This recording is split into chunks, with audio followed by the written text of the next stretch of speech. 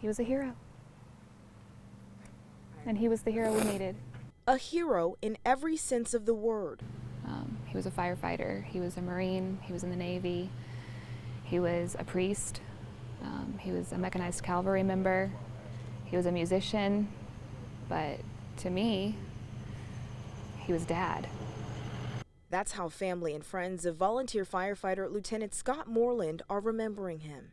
One of his biggest sayings was, "Saving lives saved him."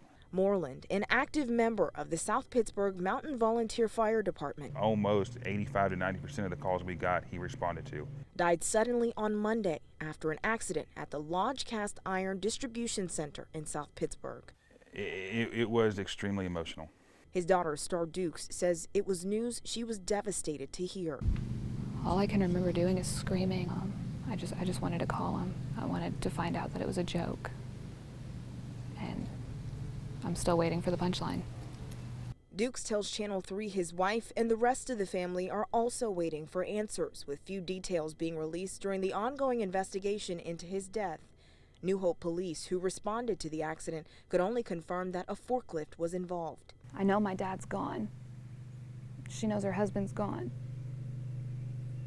But we don't know what took him. Hoping closure will come soon, both his biological and fire department family are focused on honoring his legacy of service to others. We are retiring his badge number. And saying a last goodbye. If you needed something or someone, he was there. To the man who never met a stranger.